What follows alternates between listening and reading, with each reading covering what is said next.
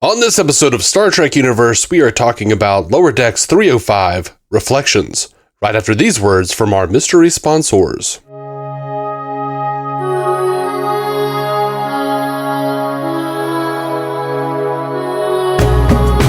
Welcome to Star Trek Universe, the podcast where you get to listen in on two lifelong friends chat about Star Trek forever. My name is Matthew Carroll. I'm David C. Robertson. How you doing, bud? I'm all right, but Jesus, I didn't need you to be like, we've been talking about this forever. Like, I'm like, oh my God, it's only been, what, 33, 34 years? Yeah, it's funny because when I say that, I relish the fact. It's great. We get to talk about Star Trek forever. But like, anytime you say forever, it makes it sound like it's a bad thing. Like, oh no.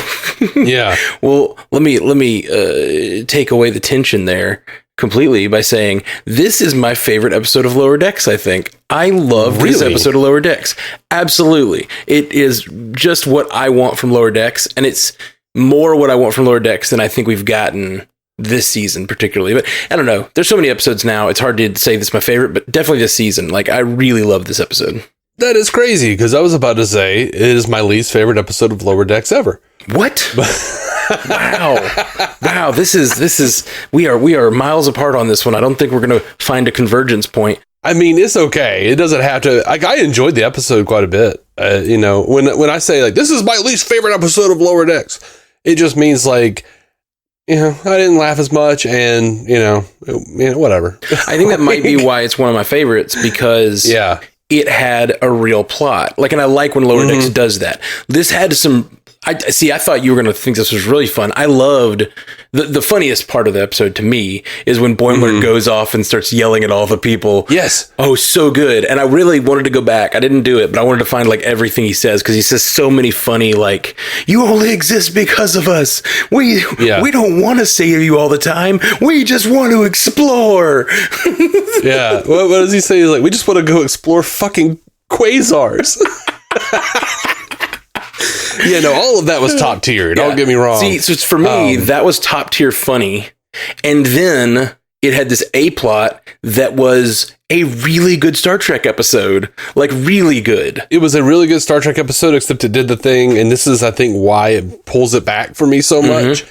Because, like, it's that Picard finale thing. It's like, no. Like, and they called it out, too. He's like, we could put you in, like, a positronic brain. And I'm like, put your old self in an old holodeck program or something, and we can revisit him and find out what the hell happened to you, man. No, that's what I loved.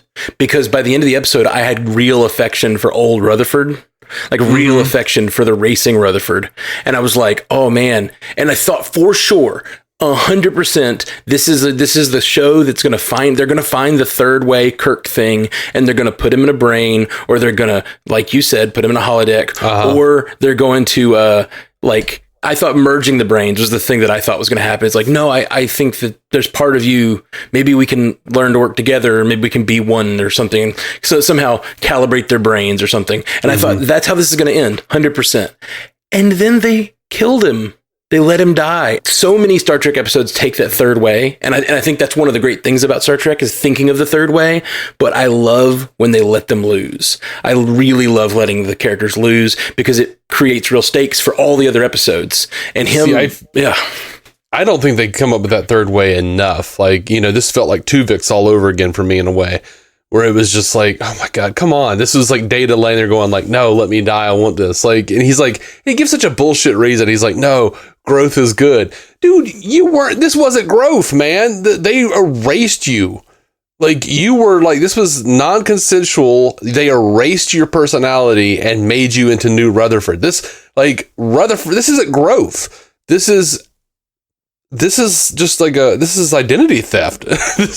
Well, yes, the new Rutherford. But see, that's the thing. You got to think about the fact that, like, this is, yes, it's two of them sparring inside his brain, but it's all one Rutherford. This is Rutherford. Like, Rutherford says it. We have to decide this, which I liked the idea that, like, one Rutherford is the old version of Rutherford that just wants to, like go and beat and win, and this Rutherford is the one that's used to a team, and he says no, we have to decide this together, like, and that's not what the other Rutherford is like. No, we're gonna race. And then in the race he still saves his life in the race, and it's like that when he says we got him, for a second it looked like Tendi was saying we shot him down, but no, he's like we got him, and then he comes into the thing. Like, it's I thought it was beautifully done, and his death at the end meant something to me. Like, I felt really sad for him, and that's what I loved. Even if they had that play out and they're like, actually we did find a way to isolate, like once he gets back into sick bay, if they're like, we isolated the other personality and it's in a holiday, that would have been great. You still have the sacrifice. No, man, make death matter. I mean, yes, generally I agree, but I feel like there was a lot more there. Like, I wanted to see a possibility, like, stick him in a holodeck. Maybe he thinks it was a dream, and we see his career play out as if it had, his life play out as if it had he not had the implant. Right. And then, like, we get a separate episode where Rutherford gets to see what his life could have been, and eventually get his other self to help him figure out who did this in the first place. Like, dude, it's Star Trek. There's still room for that. I know. There's some sick bay somewhere where they have the other Rutherford on a hard drive when they took him out. You know, like, there's absolutely room for that in another season. But like this moment of like he loses and has to watch his former self die, and his former self looking at him and being like, I like what I've become. Like, I beat myself. Like, I thought you were a waste, but no, like, I like what I've become. And that's beautiful. It's making me tear up right now, and that's so silly for this show. Normally it doesn't, and that's why I loved it. Like, I love this episode. I see your point. Yeah. I can see it. There's still a lot of room, and it's still like, it gave us a piece of the puzzle without giving us the whole thing. Like, we now know that someone higher up. Also, I didn't get a chance to freeze it, but I'm sure when he swiped through that pad of the people that are higher up than him, there had to have been some characters we were supposed to know on there, right? Yeah, I mean, I literally just watched it and came right back here. Yeah, so, same. I feel like the Trek database is probably gonna have some fun stuff on this episode. Memory Alpha. Memory Alpha, that's the one. I did do a glance through and kind of copied over some pertinent stuff, but it's not like nothing like that. Oh, okay. Not that. I thought for sure when he swiped that pad, there'd be like, because he does it really fast. I thought for sure there'd be some random, people you would know. Yeah. But yeah, no, I it was an interesting concept, and I kind of wish they'd done something other than just race. I liked kind of where it wound up, but in some ways, but I always have that thing in my head where I'm just like, man, I wish they would have done this, and that could leave it open for so much more. Right. I just don't think that's there. I still think that's totally there. And we're going to find out. Like, we're going to find out more. But if they had solved it all right, if they'd kept him around, they would have been able to be like, well, who was that person? Like, what's going on? And it's just been an interview. Who was that masked man? Yeah. But this is the little bit of information they want us just to learn to spur on his character. And also, I think this will cause Rutherford some growth, because I think Rutherford is going to be, although he chose to be this version of himself. Because that's the thing. I think that even though it's set up as two of them arguing and racing inside of his mind, but what that is it's the brain of Rutherford deciding who he wants to be. And like, that is cool to me. That is a cool way of showing that. But in the end, it's just Rutherford choosing to be the new version of himself, which is nice because, like you said, it was non-consensual, but now he looks at it and goes, you know what? He's making the choice. Yeah, which I love that. I just think that's really beautiful. Like, and that I do like that, because it is like he's, it's a little bit of a redemption. He's giving him that choice that was previously taken from him. Sometimes, I'm gonna cry. Sometimes terrible things happen in your life, and they're very sad. But then you look at them and you go, "But I like who I am because of that thing." I like who I became through that. And that is and that's a beautiful thing. I like it. Yeah. And so I don't know how much more I have on that. I'm very curious to see how this conspiracy plays out and what exactly is going on. Me too. I will say, you talked about it. You wanted it to be more than a race. I liked, sure, the race is whatever, but like, I liked that it was an engineering challenge above all. And it was that he, obviously the big turn was that you'd find out he has his friends with him, but also that he used, I did love that. Yeah. It also ties into the other storyline, because you've got, Mariner being like kind of pulled away by this archaeologist, but you've also got, he's choosing a Starfleet design. He's like, I'm doing what Tom Paris does. Yeah. Only slower, only faster, really. But sorry, little Captain America reference there. Watched Winter Soldier last night. But yeah, I think I just really love that he's fully in for Starfleet and he's choosing that life. And Boimler kind of does the same thing when he like jumps over the table and he's like,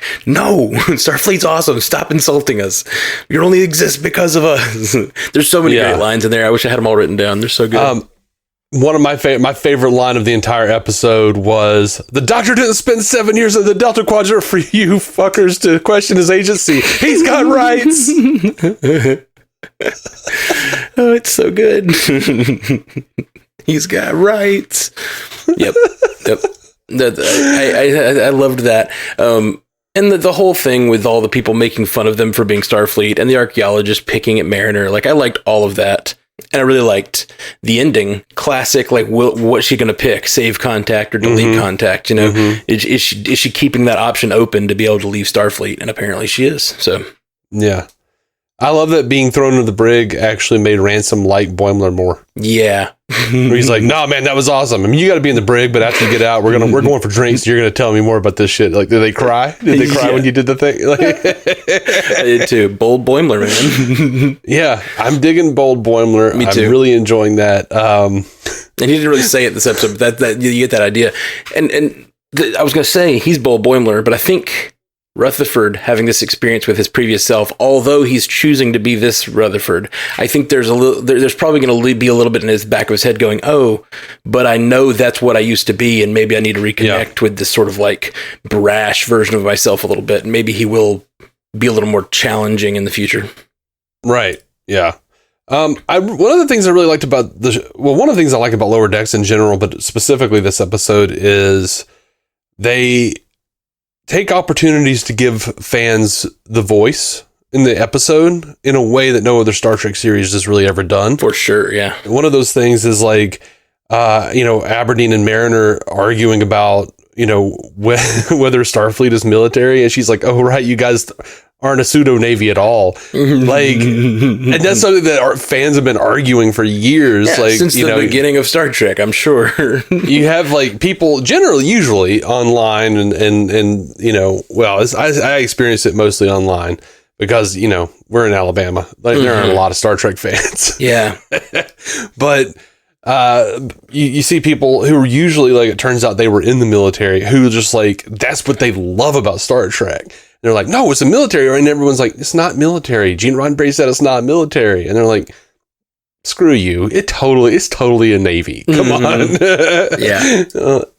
So I really love that. And it is true. Like they get themselves like into like police actions and shit. Like, like, yeah, there's a lot of colonialization happening with the Federation, and I love the stuff that like questions that, And I really enjoy that stuff, and I love the idea of the truthers being in Star Trek as well, and they brought the bug aliens. They brought, and like he's like, that's just a stupid conspiracy, which was the name of that episode.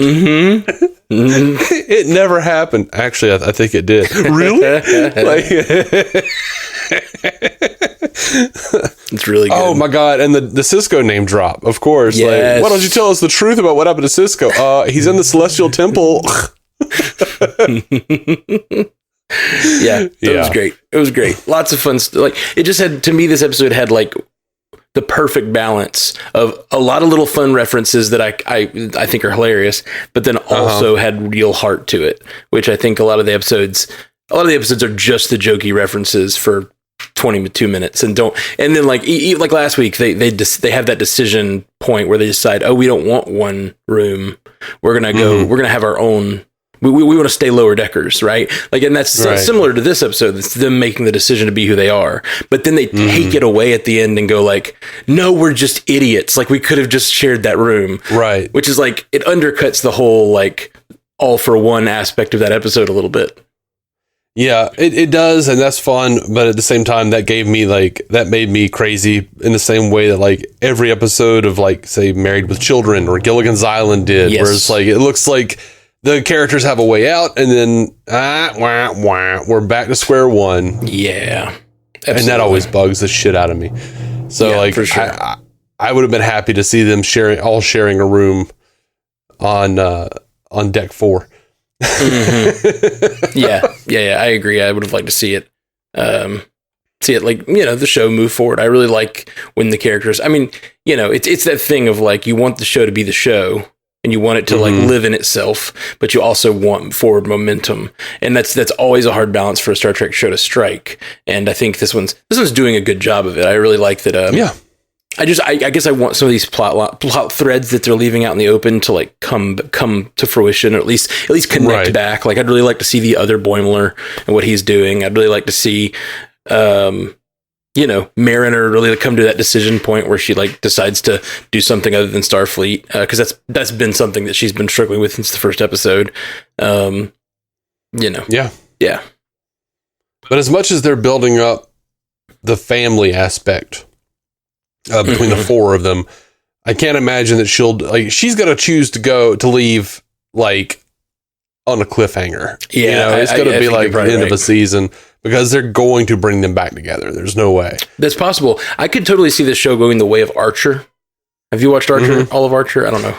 Not all of it. I haven't either at all, but like what they've done in the last 4 or 5 seasons of it is every season has a theme. Like, they just completely change the setting every season now. Like, they had a whole season where he goes and he just like works on a swamp boat, and they're doing. Isn't it all just like Archer is in a coma and these are all just dreams he's having? I think so. See, I haven't even gotten that far. I think like I've heard that. So spoiler alert for me.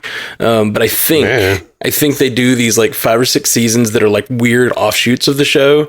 And then he like wakes up from a coma, and they do a season in the traditional Archer is just a spy guy. And it's like he on everything that's been going on for the last 5 seasons was a dream. I think that did happen. I haven't seen it though. Yeah, I fell off and I just haven't had time to get back to it. Yeah, same. Honestly. And it's so good. Yeah, it's a good show. Sploosh. I could see this show doing something similar where, like, let's say she goes off to do adventures outside of Starfleet and either like leaves them and they have like a little bit of split season, or maybe maybe we have a whole season where they're all off kind of pursuing their own thing, and then they come back together to be like, to be a bridge crew of a ship or something like that. They all like get experience out on their own, and it's a season about that. I could see that, and then like it's a kind of about loneliness and separation and like doing your own thing. And I can also see them like not addressing it until like, I don't know, like maybe Boimler just brings up like, man, I thought you were going to go and join that archaeology girl or whatever, Aberdeen. And she's like, oh no, that's just a hookup. I'm not leaving the ship.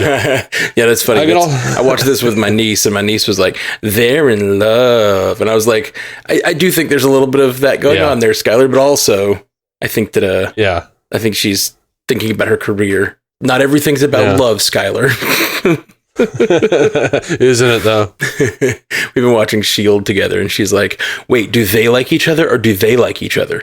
I don't understand. And I'm like, this show isn't really like, I mean, yes, that goes on too, but it's not all about that. Right. But sometimes she's calling things from like 6 seasons away that I'm like, oh no, you're right. Yeah, that's totally what's happening. They're setting that up. Yeah, absolutely.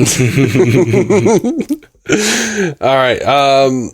I did enjoy Mariner saying, prepare yourself for Warp 10 excitement. I knew I had seen it before. I knew it was from something. And I looked it up, and it was the log line for the novelization of Star Trek II, The Wrath of Khan. And I hated myself because some part of my brain went, you know that? Where do you know that? Yeah, that's hilarious. I have like 2 copies of the novelization of Wrath of Khan. It's really silly. And of course, Discover the Undiscovered Country, which I know she said in the first episode of the season, or second episode, whatever it was. We got an email from Stu. You want to do that? Do it. Do you have any more? I got nothing. Okay. Cool. Subject line, I live my life a quarter of a parsec at a time. Old Rutherford, probably. Hey guys, to answer your question last week, as to whether I was being serious or not about the repetition of the characters saying come being sexual, if something I wrote in this makes you laugh, it was a joke. unless you're being a dick about some personal tragedy I share for some reason. Just let us know. We'll make a jackass of ourselves. Let us know if we're being a dick. Yeah, we don't want to be like, ha, ha, ha, ha, and then like you write in and be like, dude, what the hell? I don't think anyone's 100% of a dick. That was my favorite hamster. Anyway, on to this week's episode. I liked the recruitment booth a lot. Lower Deck's willingness to pick out contradictions and nonsensical things about Star Trek canon is very refreshing, e.g. the weird aversion at times to define Starfleet as military, despite all their participation in various wars throughout the years. At this rate, maybe they'll address the confusing no money thing. Oh my God, I'd love it. I think they have, haven't they? They've definitely made jokes about that, for sure. Or the disproportionate representation of humans in Starfleet, or why universal translators sync up with lip movements perfectly.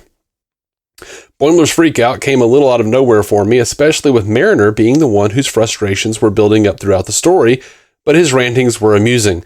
Sisko was still with the Prophets at this time. He was supposed to be back so he could be with his family by now. Avery Brooks himself objected to the original ending, where his departure was permanent. I don't want Sisko's possible return to be about him coming back after decades and having to work through his family's abandonment issues.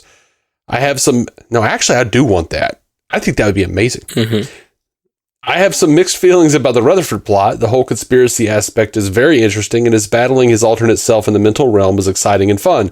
What I'm iffy on, though, is the old version of Rutherford relenting and saying the new Rutherford should continue on because growth is a good thing. But this issue I have is that the current Rutherford wasn't a product of the old Rutherford growing. Yeah, you get it, Stu. The old Rutherford had no choice in what was done to him, and new Rutherford's personality is a byproduct of memory erasure and not an organic progression from who he was originally. Dude, you said it better than I did, but I'm there with you. Yeah. I got you. You know what? We should just have arguments on the show and have Stu be the decider. I'm right. Stu said it. No, I think that's a great point. And like, you didn't when I say it. I did too. I said like that's a good point, but like I don't know if I said it. Yeah, I'm kidding. But no, I embrace that. That's like yeah, I didn't know if I said it. I don't know if I said that exactly, but like I didn't like contradict what you were saying. I was just saying like this is why I liked it a lot.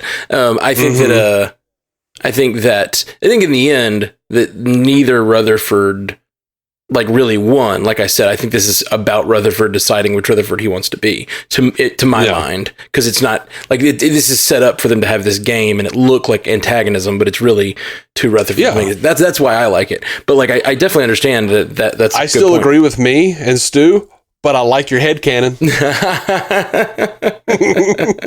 No, you made some good points. I like your, this was why writing together was so hard. Because like I would write a thing and then like you would look at it and be like, I think this should happen. I'm like, damn it, I like that too.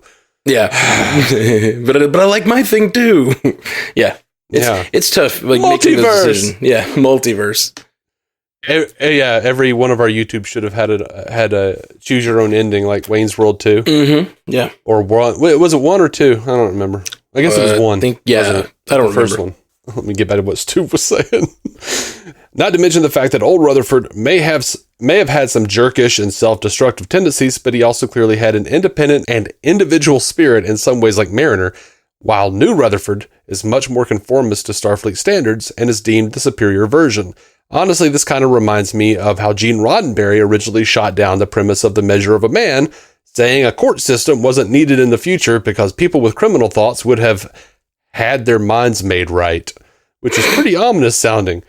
I mean, someone just should pull Gene aside and be like, man, do you remember how you did Harry Mudd?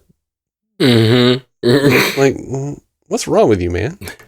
Finally, I have some questions to how this change in Rutherford was implemented so smoothly. Were there no friends or relatives of his who had noticed his sudden shift in behavior? I can't wait for the inevitable trip to Starbase 80.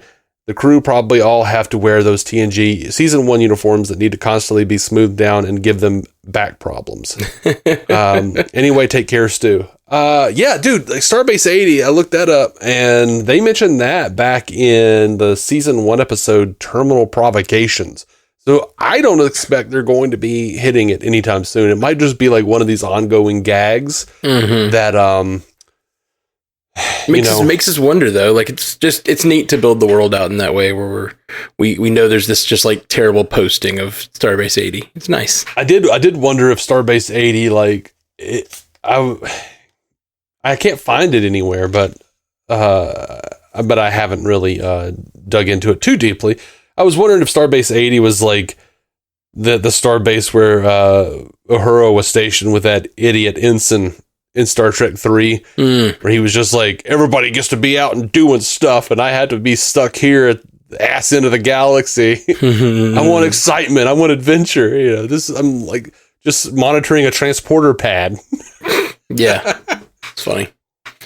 Oh man, there was another favorite line I have to bring up, where Rutherford's talking about how he hasn't slept in a week.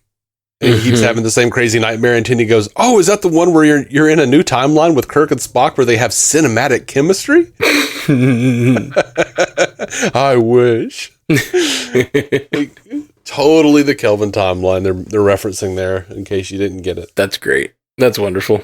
Yep, I love that. And that's all I have, man. I dig it. I'm sorry. No, I dig it. Oh, that's all I got too. And I have got to get on the road to Coleman today. So I'm sorry. That's exciting. Got a good 2-hour drive ahead of me. That's gross. Yeah. But yeah, guys, thanks for listening to the show, and we'll be back, next week for more Lower Decks. More Lower Decks. Jolan True. Live long and prosper. Thank you for listening to the Star Trek Universe Podcast, a Stranded Panda production. If you'd like to hear more from David C. Robertson, check out the DC On Screen podcast or maladjusted.tv for his web videos. If you'd like to hear more from Matthew Carroll, check out the Marvel Cinematic Universe podcast or listen to his music. Just search for Matthew Carroll anywhere you get music.